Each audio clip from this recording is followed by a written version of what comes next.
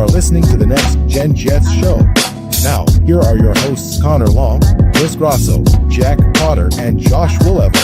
Yes, you are, in fact, listening to the Next Gen Jets show live right here on YouTube and Twitter. Hello, everyone. Welcome into the show. He's Chris Grasso. I am Connor Long. No Josh, no Jack, but Chris and I still riding with you guys in our usual Saturday night spot. Great to be with you, however and wherever you are listening to us. Be sure to drop down below and smash that like button, hit subscribe. That is the free way to support us and what we are doing right here on the show. Questions, comments, thoughts, throw all of those in the chat. We're going to get to those. We want to engage with you guys. You guys can get up here on the screen, give your takes by calling into the show with the link pinned in the video description down below. Again, questions, comments, thoughts in the chat. Call into the show with the link pinned in the video description. Plus, don't forget about the paid way to support us right here on the show. You can get into our membership raffle. Every $2 super chat or gifted membership gives you an opportunity to take home a Joe Klecko signed jersey, a Wayne Corbett signed jersey, as Chris gets bumped off the screen for no reason whatsoever. A Wayne Corbett signed helmet, a Corbett Coles Moss signed photo, a Don Maynard signed photo, an Altoon signed photo, folks. Every $2 super chat or gifted membership gives you a raffle entry. Be sure to get those in. Those obviously go a long way to supporting us right here on the show. Again, questions, comments, thoughts in the chat. Call into the show with the link pinned in the video description down below. Smash the like, hit subscribe, get your memberships, get all of your super chats in, baby. Chris, it is great to be with you. And maybe just one of these days we'll talk about a win. Just maybe. Hopefully, maybe they can get a win when I'm in attendance tomorrow. That'd be great. But nevertheless, no matter how bad the Jets are, it's always great to be on with you. Likewise, my friend. We haven't spoken about a regular season win together. Isn't that interesting? Dude, it's so far from what I expected. It's bad. 5-1, 0-6. Just a bit of a difference. It's all good though. We all make our takes that don't go over well or don't go over as planned. I mean, we were in the same boat on Justin Fields. We were wrong. I have no problem taking the L there. That boat turned into the Titanic, brother. Yes, agreed. I mean, I have no problem taking my L on Jackson Dart. I'll say my takes this off season so far have been depends. Like draft, I pretty much nailed all my takes except Dart so far, at least. Again, it's still so early. The Jets, I'm kind of like batting around 500, but honestly, I don't really care about my Jet takes, to be completely honest, because I would rather be wrong and thrilled with the result than right and pissed off. Dude, I told you this. I said that 3 times in the show. It's my philosophy about picking about the Jets. Like I want to predict them to do good, and I want them to live up to that standard. I don't want to predict them to suck and be right. Like that's exactly my philosophy. For example, I would rather have, if I picked the Jets to go 4-13, say this year, I would rather them go I'd rather them go 13-14-3 and then be wrong on the 4-13 prediction. Like, I don't give a shit. I'm a fan first. So I want to see this team do well. I want results, and we've gotten nothing short of that. Is hire John Gruden. Chris, we're already starting those cans. Hire John Gruden might be the philosophy. It might be the play this offseason, depending on how this shit goes, bro. This is our good friend, John. John, thank you so much for gifting the membership. That's another raffle entry for you guys. Again, $2 super chat, gifted membership. They'll get you raffle entries, questions, comments, thoughts. Throw all those in the chat. We're going to load those up. Smash the like, hit subscribe. Continue to help pump our content out. Chris, where I want to start today is a report that came from Diana Russini from your favorite news outlet, The Athletic, detailing the latest trade buzz, the latest rumors out of the deadline, because we are approaching the trade deadline. And in my lifetime, the Jets have never been copious buyers at the deadlines. It's never a big thing for me because the Jets are never good and are never buying big name players. According to, however, Diana Russini of The Athletic, the Jets have received interest and other teams calling them about star edge rusher Jermaine Johnson, running back Bruce Hall, and the Jets have expressed interest in adding a kick returner. So initial thoughts there, Chris, on that report from Russini. So about the Brees stuff, I mean, this has been a hot topic for Jets fans the last offseason, trading Brees or not.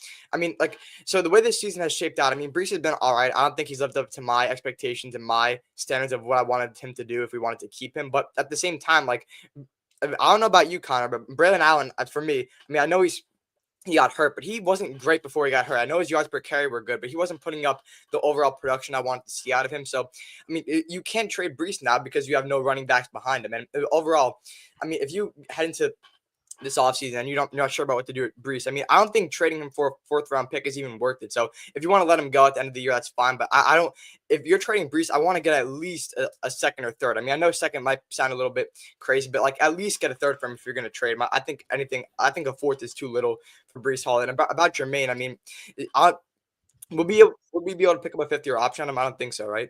No, they picked it up already. So we so have him for next year as well. He's not going to be a free agent at the end of the year now.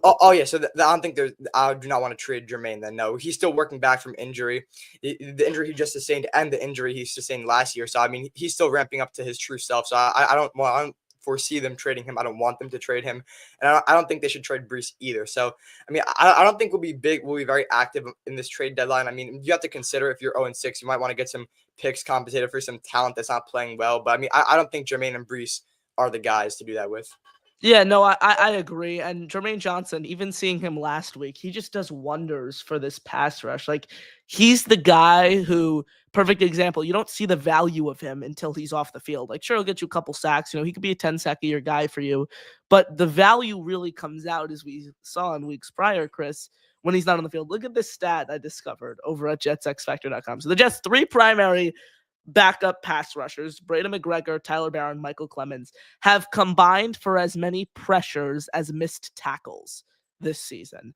It's a disgrace. So 7 pressures, 7 missed tackles combined from all of them. That's just a 1-to-1 ratio. That's awful. And then the pressure becomes a non-factor, and that's why our defense kind of gets destroyed. And like the scheme that they ran, their cover 1 scheme that they kind of refused to get off of for a little bit of time. I'm not even paying attention to that anymore because how depressed I am. I have my hands in my head most of the game, so yeah. I have no idea what they're running at this point. But early in the season when they were running cover 1, I mean, like the fact that they were not able to get pressure kind of might have played a big part into that, and because the quarterback has all day to kind of wait for the routes to develop, and eventually someone's going to get beat because you don't have a good corner behind Sauce since DJ Reed left. So I mean it's all awful. It's all kind of coming together on why the Jets are ultimately having their downfall in this season from hell that they're having. So hopefully they can save some face, if you will, get some wins, become more respectable. So, and that's what Aaron Glenn's gonna have to do if he wants to save his job and continue being the coach here.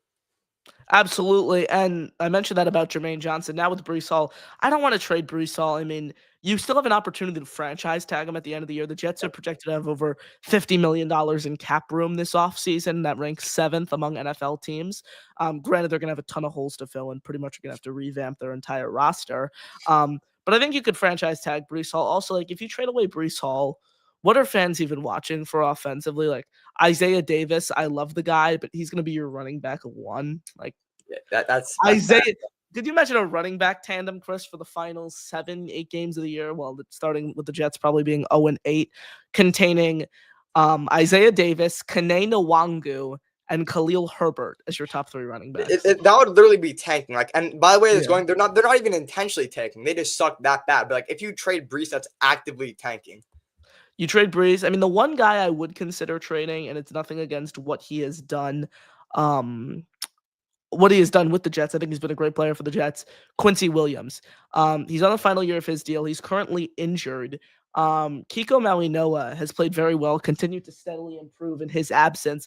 I don't think the Jets are bringing Quincy back this offseason. Let's call it spade for spade. I think Quincy has an opportunity to get paid somewhere and go to a contending team. The guy's going to turn 30 years old shortly. A team that I'm tabbing is the San Francisco 49ers. Fred Warner just went down with what looks to be a season-ending injury. Robert Saleh, Quincy Williams. Williams earned his keep under Saleh. The Jets could ship Williams off to San Francisco, give him an opportunity to contend and play a big role over there in a starting role, fill Fred Warner's shoes, and the Jets can get back like a couple day 3 picks in return or a 4th-round pick. So I'd be open to trading Quincy. Yeah, I mean, I'm with you on that, but it's so confusing as to how all these defensive players are playing because you don't know if it's like a scheme issue where these players are just not fit for the scheme that's being built. And like, I'm not sure if Wilkes is going to stay in this offseason. So if Glenn stays, like, is Wilkes going to get fired? Like, I don't know what's going on because the defense, like, until last week, the defense looked really, really bad. So I'm not sure where we're at with the defensive scheme, if that scheme is going to be continuing on with this regime and in the next couple of years or however long he stays for. But I'm assuming if Aaron Glenn goes, Wilkes will go too. So it's kind of like that's my confusion with like trading away some of these defensive players that are underperforming. Like, is it because of the scheme? Does Wilkes really suck that bad? So it's a big question mark. I'd be fine with trading Quincy at this point. He is getting older, and we can get any value we can get for him is fine. I mean, we're rebuilding this entire defense anyway, so it's all good. The nugget that didn't make sense for me from Rossini was the fact that she noted the Jets are exploring options for a kick returner. That makes no sense to me at all, Chris. The Jets already have a very good returner in Kene Nwangu, and just that return, I don't know if you watched it back on film, Chris, but did you see that?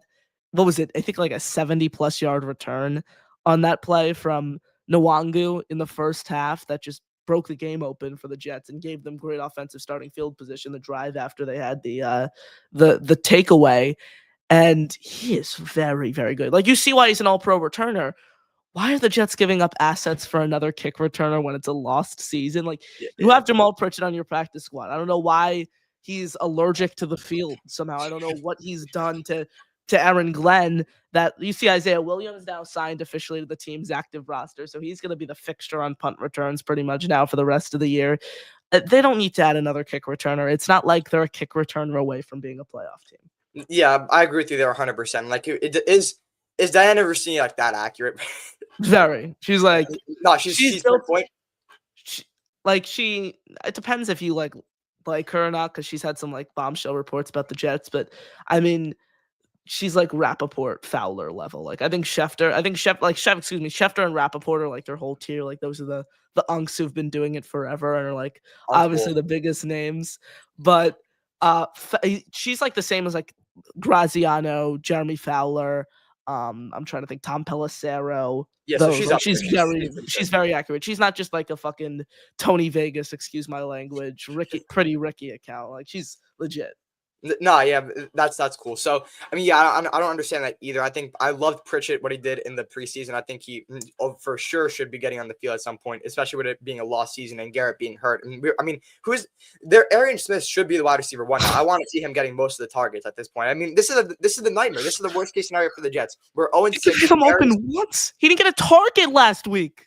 Garrett Wilson is hurt. Who do you like? This was actually the nightmare. Who, like, if Garrett Wilson gets hurt, you have actually nobody, man. So this is what I'm already saying. It's crazy that we're talking about the draft, whatever. The Jets suck. I mean, like, this is what's going to happen. So in the first round of the draft, I want them to take the quarterback that they like the most. I don't care if it's this regime. I don't care if it's a Mike McCarthy or John Gruden regime. Take the quarterback you like the most, you feel has the most talent, and then you sit him and you develop him under a veteran for a year. So I don't care if that's Norris Sellers. It doesn't matter who it is. Any quarterback can really be successful if you put him in the right scheme and give him the proper time to develop. So any quarterback you want to take there, that's all good. In the second round, you got to in the second round, you got to go receiver, because outside of Garrett Wilson, you have nobody. So you need more offensive weapons. And if you draft the receiver, that rookie quarterback will be coming into a very nice position with a kind of built offensive line. I don't know what's going on with Fashanu, but that's another story. Kind of a built offensive line, some good weapons, and depending on what Brees does, a solid running back. And then in the third round and the rest of the draft, you just kind of fill your defensive holes that you need to get rid of. So I mean, that's really all what the formula is going to come down to. At this point in this current season, I think Justin Fields is done. What he showed us, he holds on to the ball too long. He's not throwing to wide open receivers. I think he's dead in the water. I mean, it's a crazy stat that they had 9 sacks against us, or I think it was 8 sacks or whatever. 9. But part of that is Justin Fields like not throwing the ball and like walking into sacks. I mean, I'm not blaming that all on the offensive line. I mean, I'm going to the game this week, guys. I'm ready to see Brady cook. I'm ready to see another guy in there, because I don't want to watch the same shit. Justin Fields just getting sacked and being playing scared and playing to not throw interceptions. I'm ready to see them elevate Brady Cook and see what we got out of him, because we're drafting a quarterback this offseason anyway. Oh my God, Fields! So much. I did a film review, kind of looking back at all the 9 sacks. What was on him? What was not? I think I gave him like 6.5 were on him. There were a few where Olu was like, there was one where Olu was just beat right off the jump, and Fields wasn't paying attention, just popped them right on the blind side. There were a couple bad Olu reps. Mason Taylor had a missed block on one. He just completely missed his assignment. But all of them were Fields. The first sack, Fields had the ball in his hands for 7.7 seconds. That was the first sack of the game. So it's a little misleading because he rolled out, but like still, he had 7.7 seconds without getting touched. Like, you need to be able to at least fucking throw the ball away. Like, you have to be able to do something. Like, and that's what I want to transition into next. I wrote this up for Jets X Factor earlier today. Of Aaron Glenn comparing Justin Fields to Lamar Jackson. Less is more, AJ, as I don't mean to pull the raffle prize up. Less is more in your pressers, AJ. Your team is 0-6. Last head coach, well, a first-year head coach with the Jets has never started 0-6. The Jets have had some pretty bad coaches, by the way. Adam Gase, Rich Kotite, Lou Holtz, Walt Michaels, Bruce Cos. Like, they've had a lot of bad coaches. No coach has started 0-6, so I'll start there. But come on, Glenn. Come on. Dude. You need to cut this out. Not only do you blatantly lie, like, I don't know if he missaid it or lied but however, he's built up a track record. I mean, saying that Nick Folk field goal was going to be from 65 to 68 yards, it would have been 62 yards. He drilled a 58-yarder in week 4. But just these comments from Glenn. Again, I put it here. The Jets are 0-6. The fan base has sunk into a new level of frustration. Fields had one good game, and it was week 1 when he had put nothing on film and no one knew what the Jets' dynamic offense was going to look like. So that game only mattered, in my opinion. And I wasn't obviously excited after a loss, but like I left that game. Not all losses are the same. I'll say that. And I left that game with more optimism than just saying the Jets got blown out and got their teeth kicked in the season opener and lost 30-10 like they did the next week, ultimately to Buffalo. But that game ultimately only mattered if the Jets were able to build off of it and make that like a weekly tradition, their offensive success. Now, 6 weeks through the year, that game is just a clear only outlier. Like, there's been no game that close to that bad. I mean, that good, excuse me. And the biggest thing is not only just putting Lamar and Fields and Josh Allen in the same sentence, how ridiculous that is. Guys who have won MVP awards, guys who make it to the AFC Championship, guys who are fixtures in the playoffs year in and year out, while Fields is on his 3rd team in 3 years. It's just also like they use the time differently. Like, the reason they have a longer time to throw is because, as I mentioned here, they're making magic. They're getting out of the pocket. They're extending plays with their legs. For Fields, it's, okay, let me go through each one of my reads 3 different times, and let me do my best not to throw an interception. And if I don't get sacked in 5 seconds, I'm going to take a 3-yard check down to Andrew Beck, because Breece Hall wasn't even targeted last week, by the way, which is crazy on a whole nother level. So, look, Fields' pressure to sack rate 53%, which is just crazy. He was hurried 17 times last week, taking down on 9 of those snaps. Like, they're just different. So I see where Glenn is trying to go there. I get it from a first-year head coach trying to stay optimistic, but like, he has to learn, bro. Less is more. Yeah, I mean, I was really talking up AG in the offseason, so it sounds so bad for me to like say all this stuff about. You gotta call it how you see it, though. Like that. No. Well, I'm commending you for doing that. Yeah. Yes, I appreciate that. But like, he sounds like a clown, bro. Like, Justin, you have to admit Justin Fields has sucked. You have to, like, when the guy asked him, I think it was whatever his name is, Costello or whatever, asked him like, are you gonna bench Fields or whatever? He said, no, it's a dumb question. Like, why would I bench Fields? Like, are you watching the games, Aaron Glenn? What are you doing? Like, he's dead in the water out there, man. Like, Aaron Glenn, you sound like a clown. You have to fix this. The only thing that I can possibly think of as to why Justin Fields is still playing, as crazy as this might sound, this is the only possible explanation I can come up with, as I've been searching for answers literally all week, every day. I'm always thinking about this in the back of my head. Why is Justin Fields, like, I've researched every possible idea, like, I've watched back every game. Like, he's not good. The only conclusion that I've come to that's messed up, but is the only thing that I think could make sense. He has explicit pictures of Woody? Maybe that. But at the end of the day, think of the teams that had interest in Justin Fields this offseason. The Jets and the Steelers. Those were the 2 main teams. He obviously had a bad experience with the Steelers last year. He got benched when he was 4-2. That obviously didn't sit well with him. The only thing that I could possibly think of that would make sense is, Justin, we signed you 2 years, $40 million. We could back out of this after 1 year. We see the potential in you. We want you. We don't want you to go back to Pittsburgh. We want you here. And Fields was like, all right, but if I'm coming here, I need to know that you're riding and dying by me. And AG might have made that deal where it's like, you know what? It's my first year too. We're going into this and we're riding and dying by each other. You'll be in there when we're 0-11. You'll be in there when we're 0-12. Like, that's the only thing I can think of. And I vehemently disagree with it.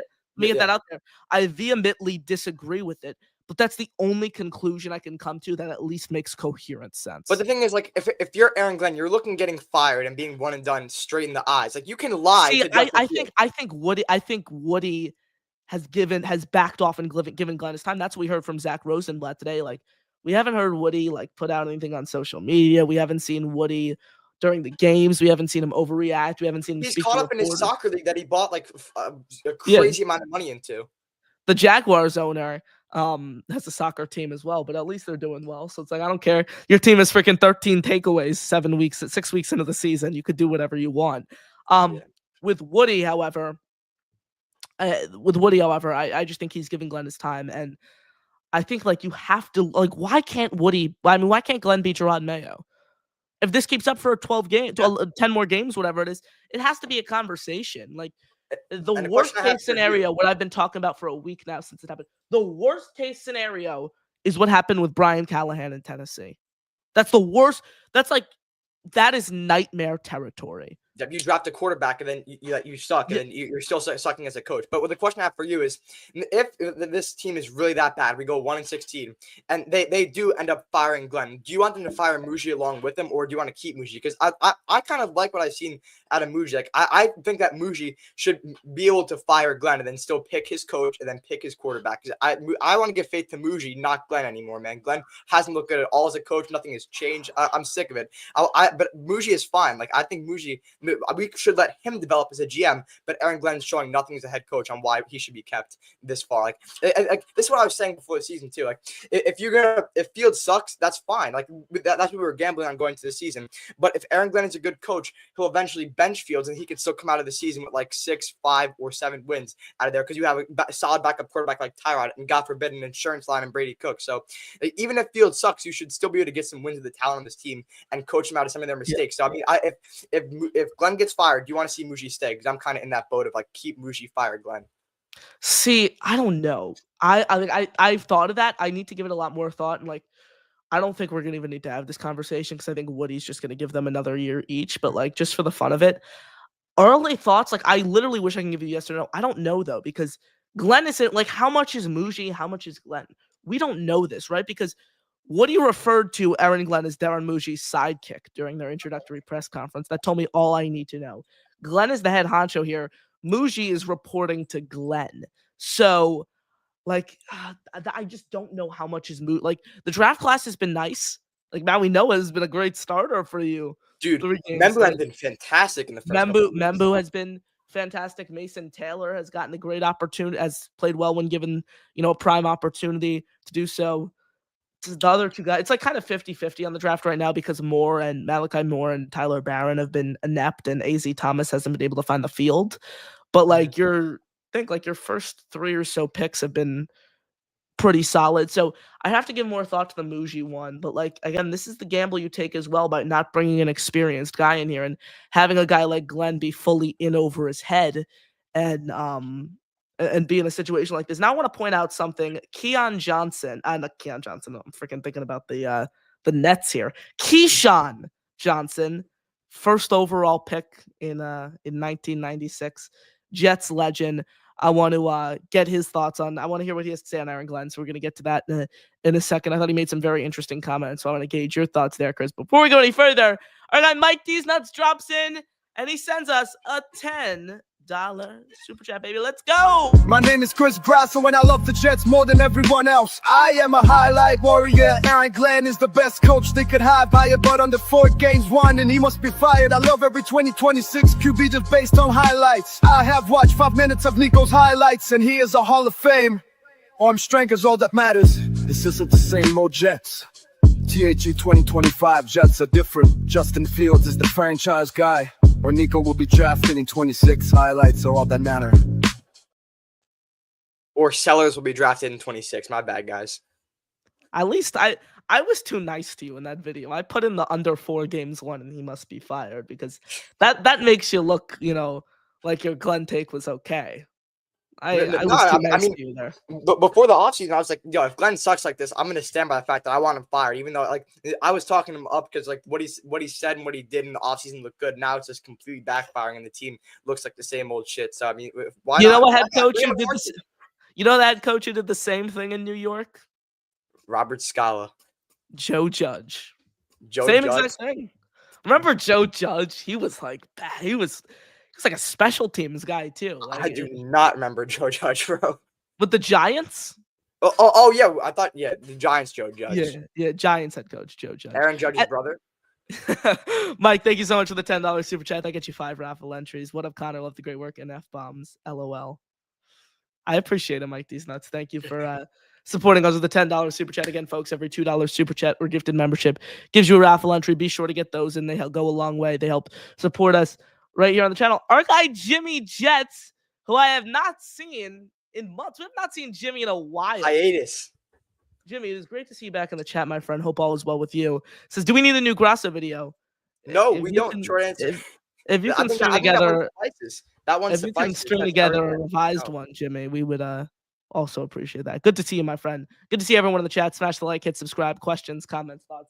Throw those in the chat for us to get to. Call into the show with the link pinned in the video description down below. Again, folks, every $2 super chat or gifted membership will give you a raffle entry. Jets flight plan drops in a $20 super chat, baby. Let's go. These are some of the worst feelings in the world. Part 4. At number 1, we have when you think you're drinking water, but you're drinking vodka. Yeah, that happened to me. Thank you so much for the $20 super chats. Thank God we have your show to act as a therapy session for us Jet fans. Well, thank you so much, my friend. We appreciate the support. As always, right here on the channel, Jets Flight Plan goes a long way.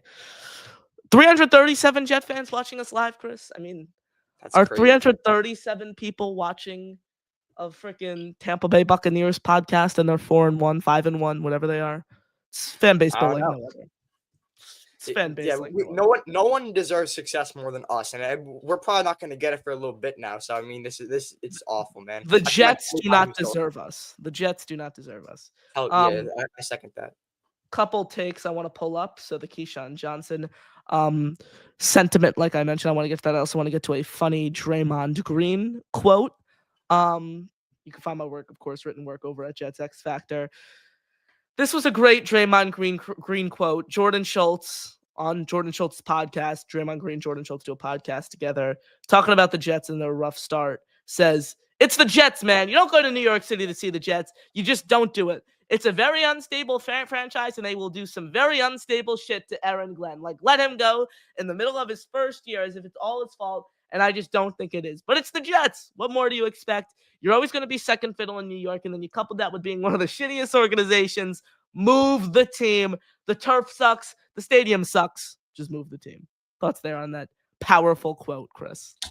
I think he needs to know his role as a basket player and keep my franchise name out of his mouth. All right, I know you are one of the most polarizing figures in the NBA. Stay out of the NFL, bro. The MetLife turf, the Jet Life turf, is shared by both the Jets and Giants, so it's not all on the Jets. Both owners are too stubborn to change the turf, which I vehemently disagree with. I think it should be grass, but yeah, where are you going to move it to? And I love that comment from Bill M. Like, the Jets, when they succeed in New York, it'll be Oklahoma City. Oklahoma City. No. When we succeed in New York, it'll be like no other. The parades will be larger than anybody has ever seen. So just wait a little bit. Wait, have patience. I know we're all tired of hearing that, but when we have patience and when this team is actually good, it will feel so much sweeter knowing that we suffered through all this. So have patience, and Draymond Green, shut up, bro. You don't know what you're talking about. Unfortunately, guys, the Jets will never be relocated. I don't think ever in our lifetimes, for at least. Again, I mentioned it here in the article. According to the 2024-2025 valuations, the Jets generated roughly $663 million in revenue last season, ranking 7th among all NFL franchises. That includes income from media rights, sponsorships, game day operations such as tickets. And then I threw a fun closing line here. So the Jets aren't packing up and leaving New Jersey anytime soon. But if they keep finding new ways to lose for years to come, Green might not be the only one calling for moving trucks or at least some natural grass in MetLife Stadium. So, Jets better win. You got Draymond. You got fourth-time NBA champions coming after you. You got to do better, guys. He has, there's nothing valid about anything football coming out of his mouth. I don't care what he has to say. You know, that's the name of the podcast. Why is Draymond Green talking about football? That's literally the name of the podcast. It's a great podcast name. I need an answer, Draymond Green. You do not know ball, little bro.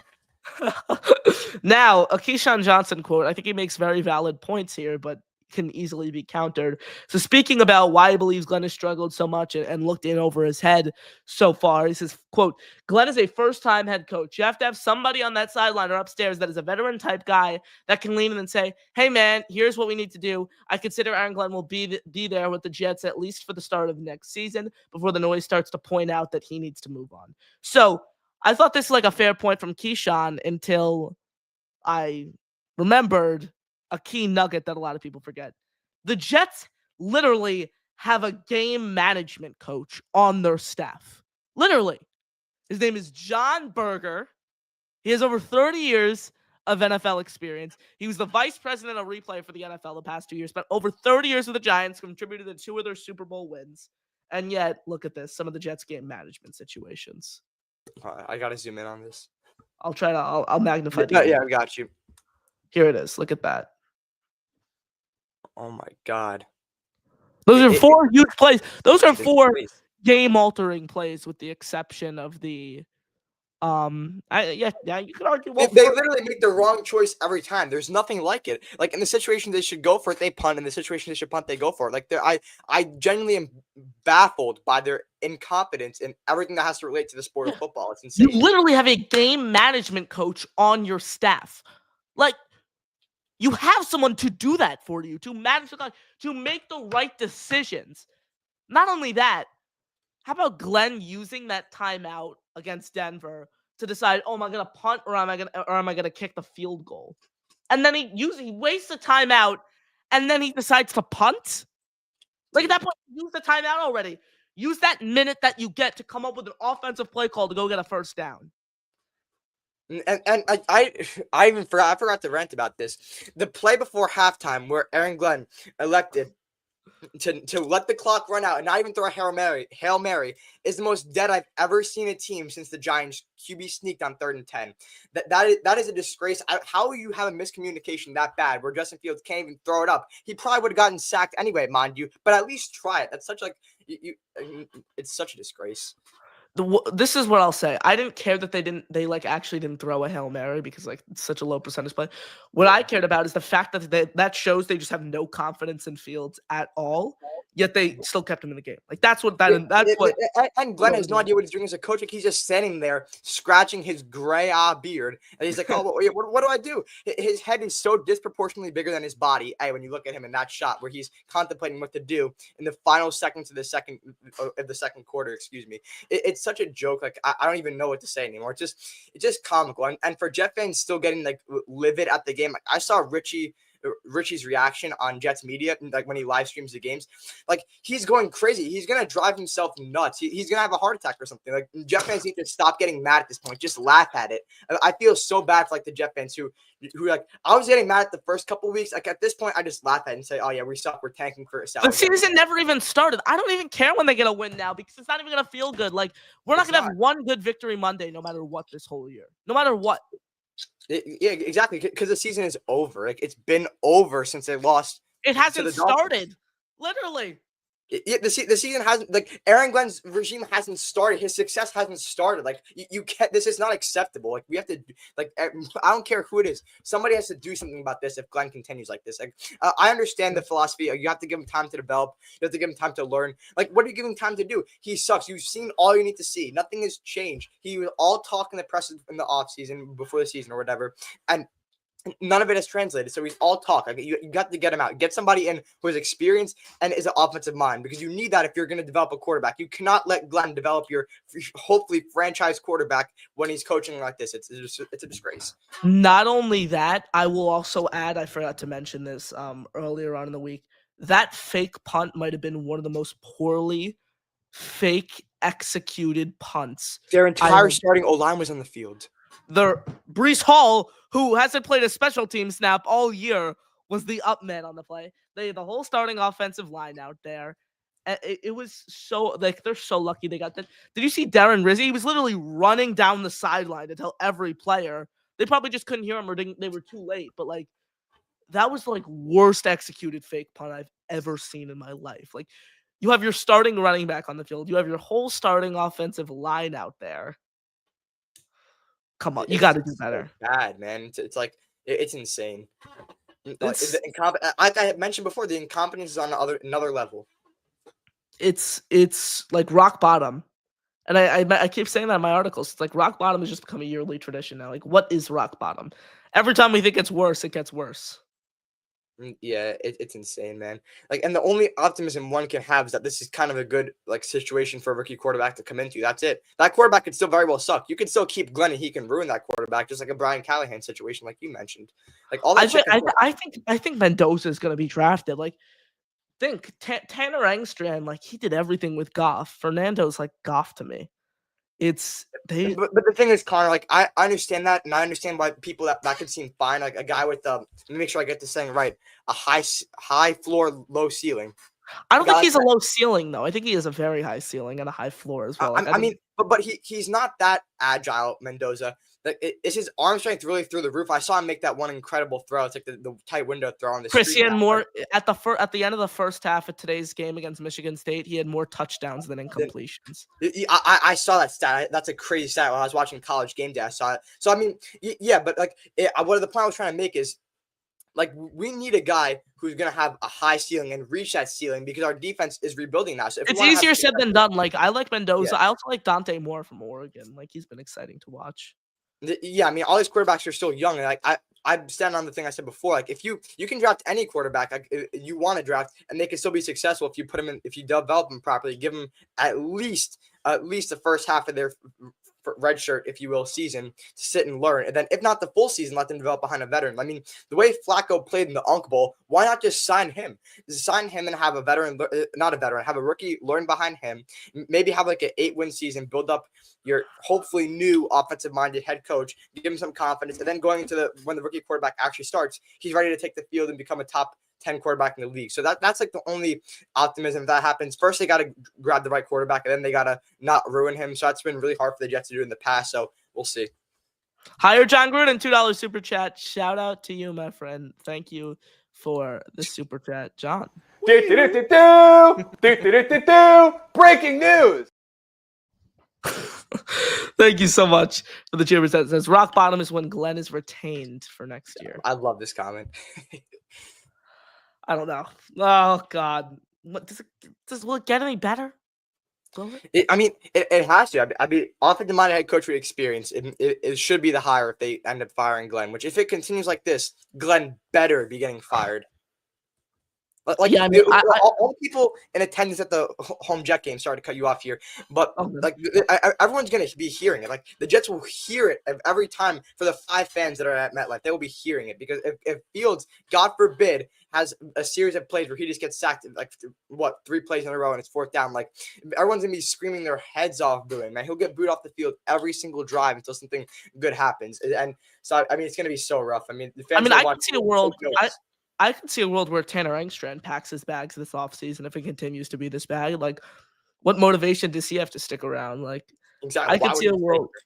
Maybe it's not a play calling job, but I could see him like wanting to take maybe like a demotion somewhere, going back to like a pass game coordinator role or like a senior offensive analyst or something like that, and going to like a good team that has an offensive minded head coach and like learning from that. So, I mean, I don't think he'll do that. I mean, I think like if you like, this is just thinking in a more broad perspective. If you get like a good job like offensive coordinator where you're going to be primed to become a head coach sometime later in your career, I don't think he'll turn that down. I don't think he'll like just turn that away. But I mean, it's going to take a lot to get him to stay, especially if you take an offensive minded coach. I mean, he's not really going to be doing that much if you have a guy like an offensive mind calling the plays. He's just going to kind of be there in the meetings and like giving advice. He's going to learn. He's going to, which will be great for him. So, I mean, I think that's actually an argument for why he could stay. So, I mean, I want Glenn to leave. I want Wilkes to leave. If you can give them a nice goodbye, especially Wilkes. I mean, even if Glenn somehow stays, like Wilkes has got to go, man. The experience bullshit has not lived up to it for him. He's been horrible. The defense has been horrible until last week, man. Like, so that's inexcusable. It's inexcusable. Like, especially when you have offensive performances like week 1 and you still lose because guys are consistently wide open versus Aaron Rodgers, who has been playing pretty good in Pittsburgh. They have a nice record for now. We'll see how the rest of the season plays out with them, but they are first in the AFC North right now. And with the Burrow injury, the North became wide open. But listen, I said the Steelers would be in the AFC Championship and Super Bowl contenders and all that. I mean, it's looking pretty good in that perspective. I don't think Rodgers is getting benched anytime soon. He's been all right, but he threw 2 picks in the Unk Bowl, but I think he'll be fine. I actually picked him up to start in fantasy over Jackson Dart. Yeah. He gave me 25. I know that was so painful for you to do. Yeah, it was fine. I mean, I'm not like blatantly rooting against the guy. Like that game was so fun to watch. Like my biggest takeaway is Flacco still has it. Like that, bro. That release is as good as I've ever seen. Him and Cam Newton. Him, Cam Newton, and Rodgers. I think have my 3 favorite like throwing motions of all time. Like the smoothest in my lifetime. At least. Yeah, I still like watching Rodgers, and like if the Jets aren't on, I'll turn on Rodgers. He's so fun to watch. I mean, I know the mobility might not be there, but like he has a chance to make a crazy throw on any down. Like there was some film on him where he made like an insane throw and the dude dropped it, so it won't show up on any like the highlight reels or anything. But like, that's like goes to show why film is so important. Like that was an awesome throw by Rodgers. I think he rolled right, and it was like the guy was going on kind of a post, and it was on towards the sideline. And he made a dime, and the guy just dropped it. So, I mean, Rodgers has still got it, which kind of goes to show, like, puts it in question. Why did Aaron Glenn say goodbye to him instantly, fly him across the country, not even give him a good interview and pick his brain? So, I mean, that's still puzzling. But ultimately, we'd rather have Fields for the upside at this point. I guess the upside has not turned out. There's really no upside except the rushing, which we already kind of knew about. So, I mean, it's okay to make the wrong decision there on Rodgers. I wanted him back. I mean, it proved that the right decision would have been to keep him based on how Fields. I don't know. I don't think it would have been all that better with Rodgers. I really, really don't. Well, I mean, maybe not the team record as general, but the offense would be better. I disagree, actually. Like, I don't know. The offense maybe would be a little more cohesive, but like I think at best they have Rodgers. The Jets maybe have 1 win this year. Like I don't think that the Jets would be 4-2 if they had Rodgers. Like because the main problem with the team is the defense right now. But yeah, I mentioned this in the season. It's so funny when I was watching the game with my dad and my grandfather. But like when the Jets finally have a competent kicking game, the rest of the team absolutely falls apart. So, that's so funny to me. But to close up the Rodgers thing forever, I mean, like you can debate on whether to go back and forth. They should have kept Rodgers, should not. We all had our aggressive and we would die by our Rodgers opinions. But overall, I mean, like what they did is best for the franchise. Now you get the draft of you have your first overall pick and you take your hopefully quarterback in the future. Whereas Rodgers, you're just delaying the inevitable. I mean, this team is not making a Super Bowl, so it's interesting. And even if Aaron Glenn did keep Rodgers, God forbid Rodgers gave you some false hope on that Glenn is a solid coaching. At least with Fields, everything can be exposed. The defense sucks. Glenn is looking like he sucks so far, and Fields sucks. At least you have that playing out. Rodgers doesn't get to disguise anything by his veteran presence and the crazy throws he makes. So with Fields, you are able to diagnose everything and what you need to do going forward. So it's over. Rodgers going to not hopefully, but Rodgers might succeed with the Steelers, get a playoff win for the first time, make it out the wild card, and the Jets are still stuck in the trenches. So we'll see what the Jets end up doing about that. I will add one thing about what you said with Glenn. I think it's more on Woody, the Rodgers decision, than you think. Like Woody, I personally think didn't interview some candidates because he'd know they wanted Rodgers back. Like I mean, that's the only explanation to why I didn't interview guys like McCarthy. Or Gruden. It's beyond me. Gruden. Pat comes in and says, if we kept Aaron Rodgers this year, Garrett Wilson would not want to be a Jet. It's already reported that they hated each other. Things were toxic. No, I mean, that was just because of Devontae. I mean, if we had Aaron Rodgers keep on, we would have also had Devontae Adams back. I mean, like, how happy is Garrett Wilson right now? You saw him yelling at Aaron Glenn on the sideline. So, like, I mean, it's not like Garrett Wilson his life is sunshine. Garrett Wilson is probably jumping up and down that he doesn't have to play. That guy had such a good game. He was getting open against Pat Surtain, creating separation. Fields literally got him injured. Fields threw the ball 3 seconds too late. Hospital ball. Like if you have Rodgers, he's not getting hurt there. Like that ball is never that's never happening. But it's so sad to see Garrett. Like Garrett has evolved into one of my favorite Jets this season. Like really, we've known this throughout the past 3 years. All the catches he can make any catch, but the way he contorts his body to adjust to the shitty balls Justin Fields throws is actually like it's insane. It's like no other. He's such a talented receiver, and it's so unfortunate that he has to be plagued by this shitty quarterback play and shitty coaching, and it's such a shitty organization. So hopefully it gets better for him and for all the fans and for everybody, like everybody involved.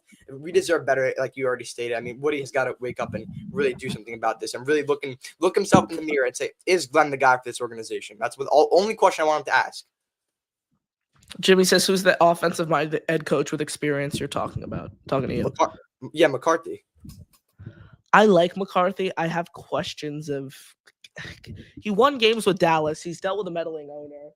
I just think like you need someone young on the staff. Yeah, I mean that's you keep Tanner Engstrand as your offensive coordinator because like and Tanner Engstrand hasn't been bad. It's really been Glenn that's kind of like ruining the entire coaching staff. Like I still the two people who I still like on this coach, I still like Engstrand and I still like Muji. Like Muji has done done nothing bad. It's been Glenn who's like ruining everything. Yeah, Pat says I've also been looking at all these quarterbacks. None of them really impressed me. With Mendoza, he can't move. He's got cinder blocks for feet. Who are we gonna draft it? I just think the class is overrated. Like. And the Jets can't not. They have to draft a quarterback. If they roll back with Justin Fields, there will be people who literally boycott the team. No, if they roll back with Justin Fields after what they've seen, Connor, like you know me, man. You know that if I probably say this, it's probably not going to end up being true. Like it is going to be a fucking chore, excuse my language, for me to watch the games if they roll it back with Justin Fields. Like there'll be games where I just like by halftime I just go take a shower and take a nap because like it's not worth. Like if we went to therapists, Connor, if me and you both got therapy and we talked to them about our life and they said they would seriously recommend we stop watching the Jets. My cousin told me this. It is a toxic relationship. They seriously would recommend that we, for our mental health, we stop watching them. If they roll back with Justin Fields, like the definition of insanity is doing the same thing over and over. Like God forbid they roll back with Justin Fields. Dude, it's so rough. This is my second full year covering the Jets. So I had obviously the heartbreak last year, but at least they gave us like this is the year where it's like sometimes it's like, bro, like it's just rough. It's rough. And we still manage to do it almost every day on the channel. I write about this team every day. It's like, and the season is over. Like, again, we're not even going to, there's not even, I'm going to talk about this all off season long. There's not even going to be one win where I'm going to be excited on Monday because the season's done. But well, I mean, I'll be excited the fact that they won, but like, it's not like a meaningful win by any means. Like, no, I won't care. Every win counts towards Aaron Glenn's like charity case of staying the team's head coach. Like that's really what it is at this point. Like I mean, every win is like Aaron Glenn pleading to stay. Every successful drive is Aaron Glenn pleading to stay. Like the team is like such a disaster that it really. What are we doing? Chris, last segment here on this Saturday evening. Let's preview tomorrow's game. You'll be in attendance for against the Carolina Panthers. The Jets 0-6 host the Panthers, who are fresh off a nice upset victory over the Dallas Cowboys last week, who freaking put the Jets into a frenzy and lost, to 37-22. Panthers are 3-3. I told you, Chris, the Panthers are a good football team. They have a great head coach, Dave Canales. It's an interesting matchup for the Jets. They have a good defense without Garrett Wilson. I'll throw out a prediction. I'll say 27-17 Carolina. Yeah, I mean, you saw how Rico Dowdle performed. I mean, Rico Dowdle. I picked up Rico Dowdle in fantasy. I've started on the past 2 weeks. He's starting for me again this week. Yeah, I was considering picking up the Panthers defense because of how bad I foresee Justin Fields being in this game. And then our defense is going to get walked all over by Rico Dowdle. I mean, since day one of Bryce Young's NFL career, I've been a Bryce Young non-believer, if you will, to say at least. Like, I never liked Bryce Young. And then I've turned you into a Drake May, realizing that Drake May is good. I mean, like, Connor, it's not my fault that I hated Drake May because I don't want the Jets to have to deal with the 2 top 5 quarterbacks in our division, but, like, it's shaping up to be that. So, I mean, what are you going to do? Being a Jets fan is literally the worst thing, the worst decision one can make. My cousin's, I have a funny story for you before I get my prediction for this game. My cousin's girlfriend was asking, what NFL team should I root for? And my cousin, the Jets. Whatever you do, we're all big Jet fans in the family. Whatever you do not root for the Jets, man. Like it is. That's what I'm telling my kids. Like I was listening to Carlin, and I'm blanking on the name of the show. This is bad. The show that Bart Scott and Chris Carlin do. I know you listen to ESPN Radio, Chris. I don't know if you've heard the show with Chris Carlin and Bart Scott. They're on in the afternoons, and someone called in and genuinely asked, like, I'm a big Jet fan. I'm having my first kid. Like, do I raise my kid a Jet fan or not? And like genuinely serious. I'm not forcing my kid to be a Jet fan under any measure. At least, I mean, hopefully they're good then. But if they're this bad, my kid, you go root for a good team. You can't switch teams. I'm not letting you hop around each year, but you don't have to pick the Jets. Yeah, I mean, my firstborn son will be a Jet fan. I'll pull a Johnny ice cream and I'll, every time the Jets win, you get ice cream so I can turn him into a Jet fan and bring him along. So like twice a year, we'll get ice cream. Dude, me and Jack Cotter were on a call the other day, and we're like, Johnny Ice Cream has disappeared, man. Like, what is Johnny? Where is he this season? What is he doing? Like, is he eating ice cream still, even though they're losing? Like, it's so bad. What is Johnny doing? Yeah, like, bro, Johnny's in shambles. That's what he's doing. But ultimately, I think the Jets are. I don't think we're gonna win, even though I'm gonna be in attendance. Nothing's gonna change. We're gonna get dogged on. I think it'll be 30-20, considering the Jets get some garbage time points. But I'm all negative. They can win, and I'll be happy. Hopefully they do. Listen, I'm all for that. But like, if the Jet fans that are there, they're gonna hear it. Justin Fields gonna hear it. Aaron Glenn's gonna hear it. Like I'm starting a "We Want Brady" Cook chant if Justin Fields continues along his path of misery and taking 9 sacks a game. So listen, Brady Cook, welcome. So hopefully that'll be the story with the second half of the season. I don't think the Jets are winning this week. Rico Dow, the way he's been playing, he's gonna run all over us, and then God only knows what our offense is going to do or not do with Justin Fields at the helm. So ultimately, let's hope we don't start training for Brady Cook to come in, and let's see how many times Justin Fields gets booed off the field. I will say this. I will say this, Chris. Do you know Jake Asman? So Jake Asman, he's mentioned this on the show a few times this week. Have you heard his survivor pool tactic? I've not. He's picked against the Jets every week in his survivor pool, and I think he's like one of the few teams remaining. So he's literally from week 1 to now. He's just picked the opponent the Jets are playing. That is an elite strategy. And I was thinking about this one day. I was like, if I bet against the Jets every week, right? Like I'll probably win money realistically every week. But if the Jets actually won, the joy of them winning would overcome the money that I lost. So it's like, why not just put $5 or $10, $15 on the team the Jets play every week? Chris, I'll ask next. You have like an underground sports book. You're 15 years old. How are you gambling? No, it's still hypothetical. Don't worry about it. But like, bro, like the money that you win would subside the pain of losing, especially in a rebuilding / tanking year like this year where we want sellers. So I mean, the money you win would compensate for the team being so bad. And then the money you lose is fine because the team won. So I mean, that's a really, really nice strategy by Jake there. Ladies and gentlemen, smash the like button, hit subscribe. Thank you all for joining us right here on the Next Gen Jet Show. Get your final questions, comments, thoughts in the chat before we wrap up. It was great to hang out with you guys. Stay tuned tomorrow. It's 11 a.m. Eastern time for the pregame show. So stay tuned for that. Matt O'Leary and I, and then a postgame probably going to be rant right after. And then content all week long off Monday. We might do a morning show Monday. So stay tuned for that, folks. Nevertheless, thank you guys. Chris, any final thoughts before we wrap this comment from Blitz BK here. Johnny Ice Cream's on a carnivore diet nowadays. It's elite comment there. Elite comment. Anything else, Chris? Enjoy the game. Nah, I mean, let's just hope the Jets can get a win. Like Fireman had said, there'll always be like 50,000 to 30,000 diehards at the stadium. I'll be one of them tomorrow. Let's see if we can pull out a win for the boys. And as always, JETS, Jets, baby. He's Chris Grasso, folks. I'm Connor Long saying have a great rest of your evening, everyone. And as always, JETS, Jets. Peace out, folks. Have a great rest of your night. See you all tomorrow, baby. Let's go.